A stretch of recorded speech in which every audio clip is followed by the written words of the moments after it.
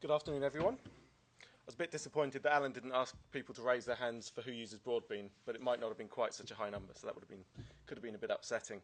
I'm actually going to talk today more about big data as opposed specifically to individual recruitment trends.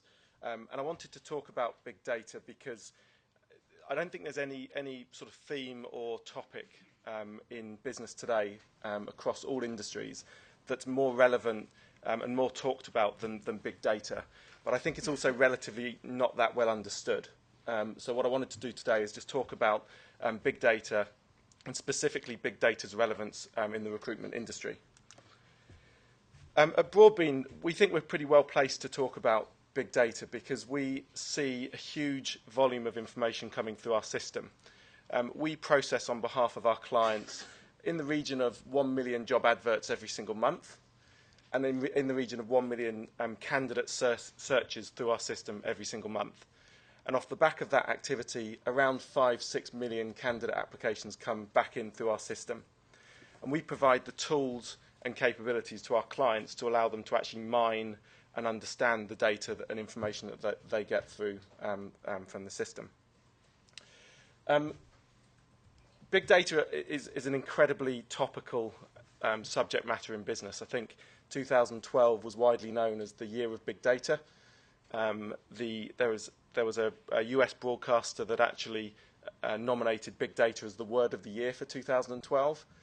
The 2012 election was the first big data election. Both parties used a huge amount of voter profiling and consumer profiling in order to actually determine their appropriate campaign strategy. And the biggest IPO of last year, that of Facebook, was actually a big data IPO.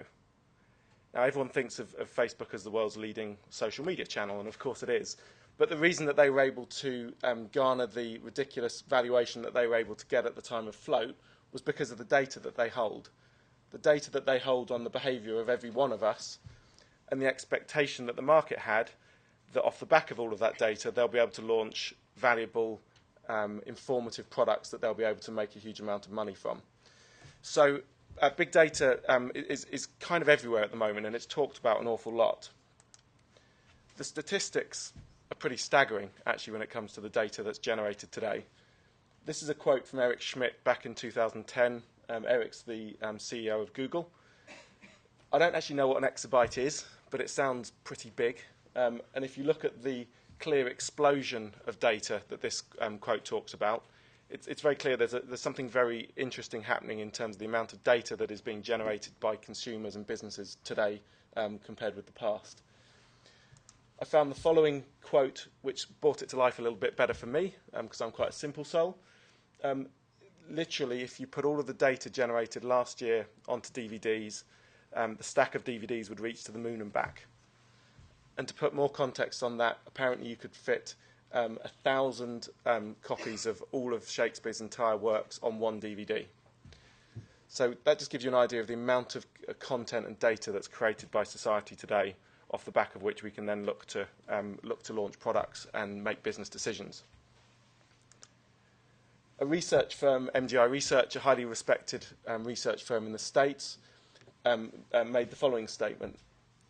And for me, this is really interesting. What they're saying is that data is relevant to all industries, and it's as valuable in our everyday work, so it's valuable in what we do in our everyday business as capital and labour. I think that's quite a bold statement. And what I wanted to do today was just think about this from a recruitment perspective, because I would argue that recruitment is an industry that has thrived for years on gut feel and instinct. But actually, the statement here, the assertion here, is that all industries can make use of data, and that data and big data is relevant to all of us. So I wanted to challenge that and think about whether there's actually something in recruitment, things that we could be doing better, things that we could be using more in terms of the data that we have as businesses. Perhaps the most obvious area of big data that all recruitment businesses have is the candidate database. We've all got hundreds of thousands potentially of candidates coming through our businesses each year. And if you look back maybe 15 years or so, recruitment businesses were valued off the size of their database. You had recruitment businesses actually going out and just trying to build up the size and quality of their database so they could sell their business for a high valuation. And then around 15 years ago, maybe 10 years ago, the job boards came along, and technology changed all of that. All of a sudden, the candidate, because the job boards do such a good job of, both through their advertising mechanism and through their CV databases, they do such a good job of providing easy access to fresh candidates. I think recruitment businesses lost the art of actually building up a good quality database of which they have good quality information about the data that's within that database. And I actually think it's gone possibly a little bit too far. I think the job boards do a great job, and LinkedIn does a great job, and other channels do a great job of providing easy access to data.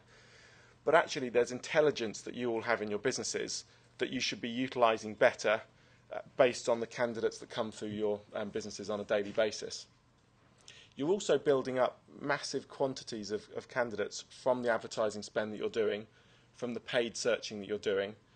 And actually, a lot of those candidates are coming through the same candidates every time. And you're paying for them over and over again.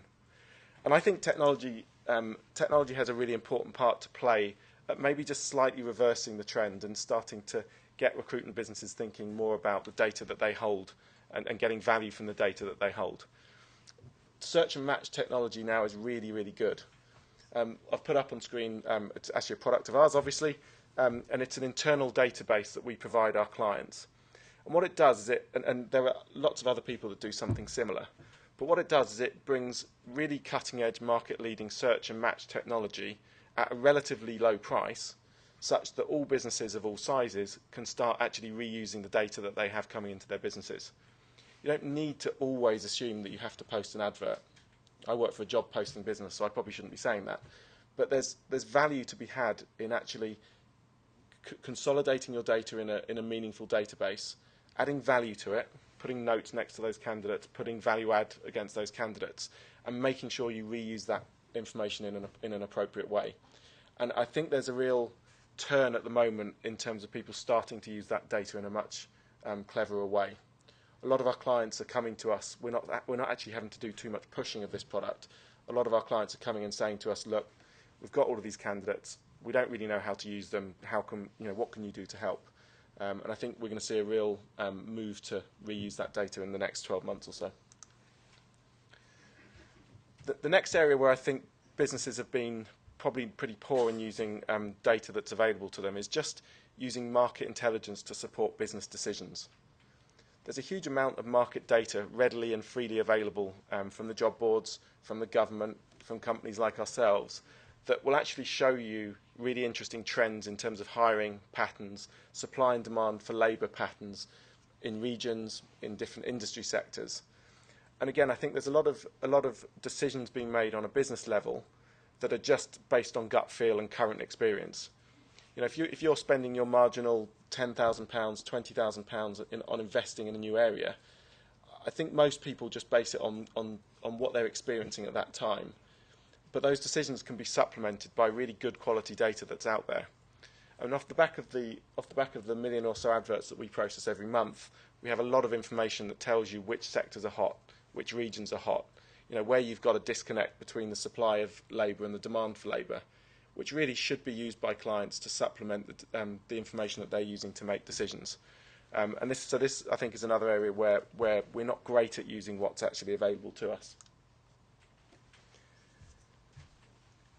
Perhaps the area that's closest to my heart and most frustrating to me is the lack of intelligence and data that we use around making our recruitment marketing decisions. So there's a lot of clients in the room here. There's a lot of people that use other software providers that do similar things to ourselves. If you're using any kind of a product, whether you're using a recruitment CRM, whether you're using a multi-posting system, there's a lot of information available about which channels are effective and which channels aren't effective for your marketing spend. When we sell off the back of the reports that we provide and off the back of the data that we can provide. And people are very enthusiastic about that, and they like the fact that they have all of this data readily at hand. But we know that when we go back to those clients and talk to them 3-6 months later, they're not always using it. And they're still making investment decisions around marketing, and this is tens of thousands of pounds every year. They're making investment decisions based on what they've always done, kind of what they think works for them, what they think should work for them. And actually, the data's there for you to be really quite analytical about the way you split up your marketing spend and you choose the channels that you want to work with. And for me, this is just a no-brainer. And you shouldn't gamble on where you spend your money. You should spend your money on what works for you. There's a huge, again, there's a lot of reporting technology out there that will help you actually analyse that spend. Dan Maguire would have spoken earlier, and I'm going to come on and talk about sales data in a little bit later. But there's technology out there to help you analyse your return on investment on your marketing spend. This is just a screenshot from our reporting suite.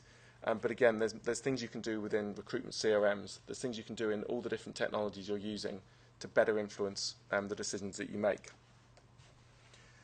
One area that we're always asked for our view on effectiveness, and again, interesting, people ask us about it rather than actually looking at their own data and analysing how they perform, is social media.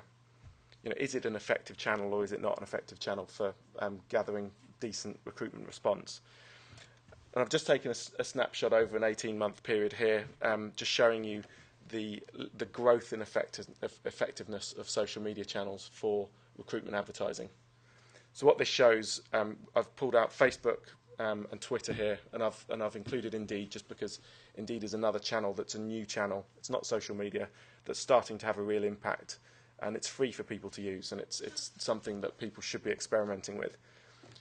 And what it shows us is across the board, there's a 10+ times improvement in the effectiveness of social and new media channels for driving applicants into recruitment businesses. But what this doesn't show you, and kind of my point of this slide, is that there's no standard result behind this graph. If I looked at one business alongside another business, one would probably have grown by 2 times over this period, another might have grown by 20, 30 times. The way your brand works in social media is different to other people. The level of engagement you commit to social media is different to other people, and therefore what you're going to get out of it is different. But the point is, it's there, you should be using it, and then you should be tracking the effectiveness of that activity. And you should be getting a fact base for yourself, and then off the back of that fact base, making some decisions about where you want to spend your money and how you want to spend your time. And the final area in terms of kind of big data usage that I want to just think about was that whole area of sales information and sales decision making. And we're a sales organisation. We're a technology business, but like all businesses, we rely on our salespeople to commercialise the products that we build and the services that we provide. But up until pretty recently, we had really poor information about really what made our sales organisation tick, what made them effective, what didn't make them effective. We had standard views around the KPIs that would drive our sales team. It was all about you have to make 75 phone calls a day. You've got to be on the phone for 3 hours a day. But we didn't have any fact base to say that's the right metrics to be measuring their performance against, whether it was remotely relevant to those people. And if you're structured as a business today around the way you join your systems up, the way you join your recruitment CRM with your billing systems, the way you join your phone systems up with your CRM, you can start getting a real end-to-end view about what makes your sales team tick. And again, you missed. It's a shame Dan couldn't present to you earlier because he was showing you some really neat tools around monitoring the effectiveness of your sales organisation. But we've ourselves experienced this, and we now look at our sales organisation in a very different way than we did 12 months ago. We don't actually manage the sales team across a generic standard set of KPIs. We know that one salesperson needs to make 3 hours of phone calls a day and 75 phone calls a day, because if he doesn't, he won't bill. But we know that the next salesperson actually needs to go out and see 10 clients in a week. And actually, it doesn't really matter whether he's on the phone or not, because he doesn't convert when he's on the phone, whereas he converts when he's in person. And we've now got really quite a good handle on what it is that makes our sales team tick. And we can now be quite personal in the way that we monitor and measure those people and how they perform. And I think that's a real area where recruitment businesses have a great opportunity, because you're, to a large extent, you're sales organisations. You offer great services to clients, but you won't have a common set of performance metrics that are suitable for everyone. So this is something that I would recommend that you really get under the skin of and start to explore in a bit more detail. that's the final kind of area of big data that I wanted to think about, and data that I think is specifically relevant to recruitment businesses. What I did want to think about, though, is actually to now play that back and think about whether recruitment businesses are doing any of these things, whether they are starting to understand the value of the data that they hold. And I think my kind of assertion at the start, which is actually they're businesses that run on a lot of the time on gut feel and instinct, I think there's an element of truth in that, but I think it's definitely changing. You know, we're getting clients coming to talk to us regularly about data now, which we weren't 12 months ago, we weren't 18 months ago. You know, we were trying to force reports down their throats and tell them that they should be using this data to make decisions. But they're actually now coming to us and asking us for our help in this area. And so I think that to a certain extent we're behind the curve, but I think there's definitely real relevance to exploiting the data that we have available and starting to get value from it. And I think the next 12 months or so is going to really see recruitment come of age when it comes to exploiting the data that they have available.